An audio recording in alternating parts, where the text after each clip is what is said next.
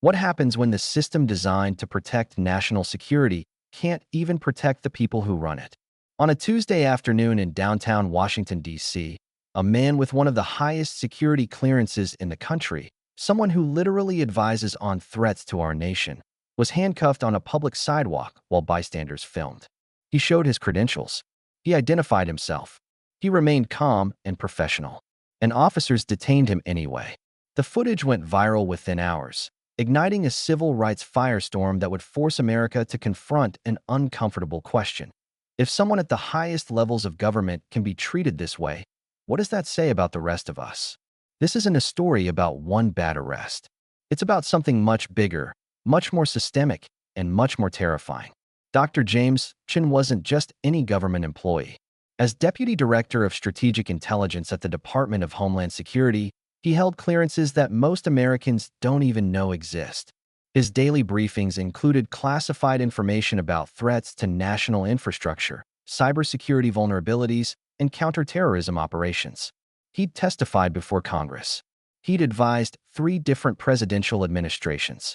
His face had been in newspapers, on cable news, in official government publications. On March 22nd, he was walking to a lunch meeting 3 blocks from his office when his phone rang. He stepped to the side of the sidewalk, took the call, and within 2 minutes found himself surrounded by police officers. The cell phone video captured by a nearby pedestrian tells a story that's both infuriating and all too familiar. "Sir, we need to see some identification," the first officer demands.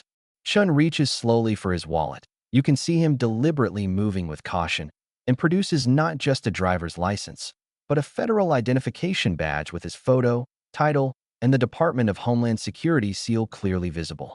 "I'm Dr. James Chun, Deputy Director at DHS. My office is right there." He gestures to the building 3 blocks away.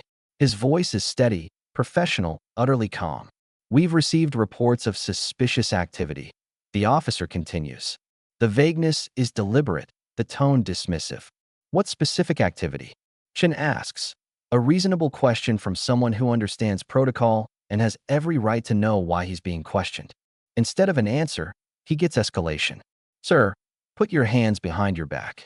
The video shows Chin's face, the precise moment when shock registers. "Officer, I'm a senior federal official. You're looking at my credentials right now. What is the basis for this detention?"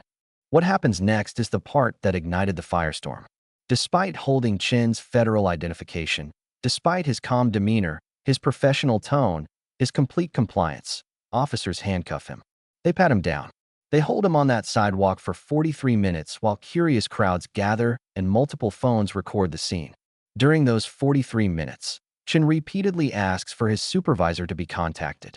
He provides direct phone numbers to his office, to his security detail, to federal offices that could verify his identity instantly. The officers make no calls. They run his credentials through their system, a system that flags him not as a threat, but as a high-level government official. And still, they keep him detained. When a supervisor finally arrives and sees who's in handcuffs, the body cam catches his whispered profanity. Within minutes, Chun is released. No apology, no explanation, just the cuffs removed and a curt, "You're free to go." But the damage was already done, and it was all on camera. The video hit social media before Chun even made it back to his office. Within 3 hours, it had been viewed over 2 million times. By the next morning, it was the lead story on every major news network. The reaction split along predictable and depressing lines. Some focused on Chin's credentials. If they'll do this to someone at his level, imagine what happens to people without power.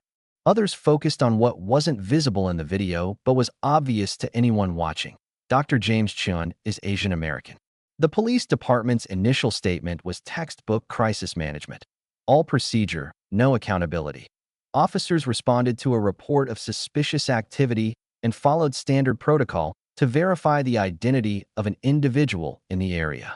Once identity was confirmed, the individual was released. "We take all community concerns seriously." The statement carefully avoided mentioning that the individual was a senior national security official. It didn't acknowledge the 43 minutes of detention.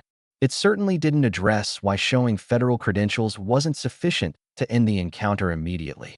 But Chin's response, issued through the Department of Homeland Security, was anything but standard.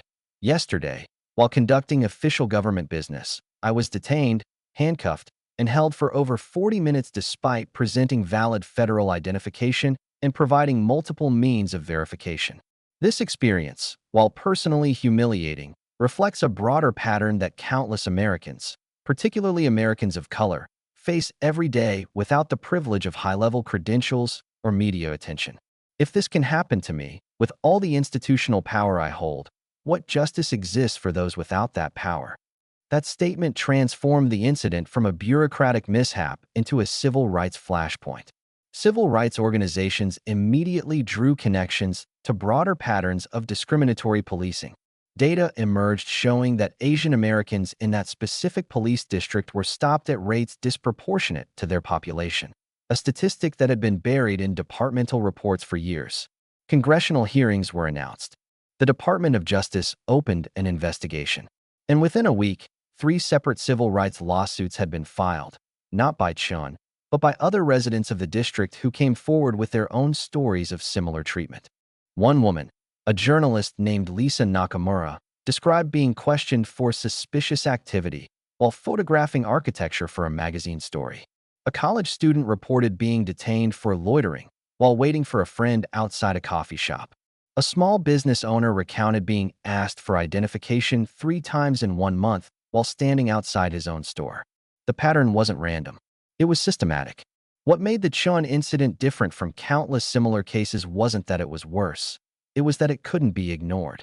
His position, his visibility, his institutional power meant the system couldn't sweep this under the rug with standard deflections. The internal investigation, pushed by federal pressure and public scrutiny, revealed what many had suspected. The report of suspicious activity that initiated Chin's detention never existed. Number 911 call. No concerned citizen complaint.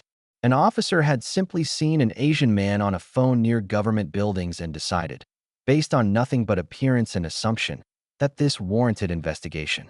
3 officers were suspended pending further review.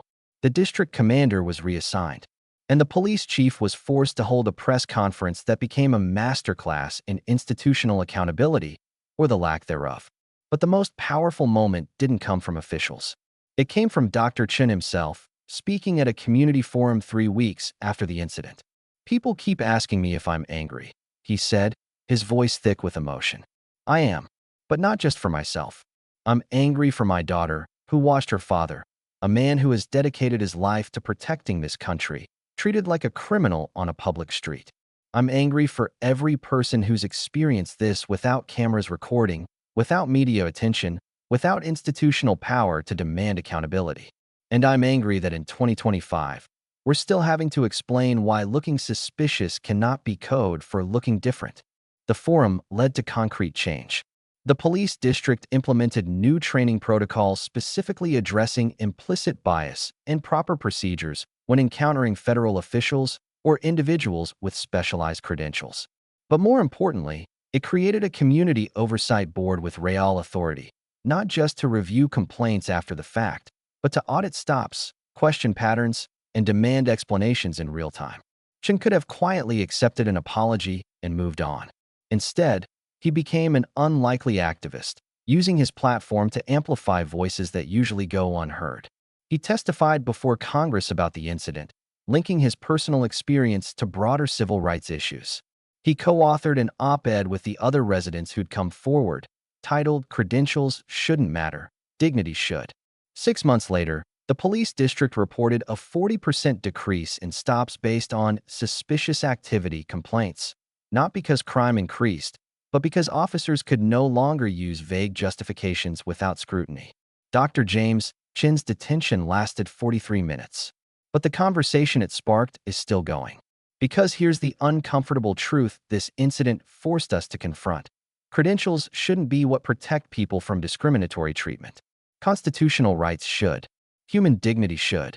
The fact that it took someone with Chin's level of institutional power to spark meaningful change reveals how far we still have to go. But here's the hopeful truth. Change happened.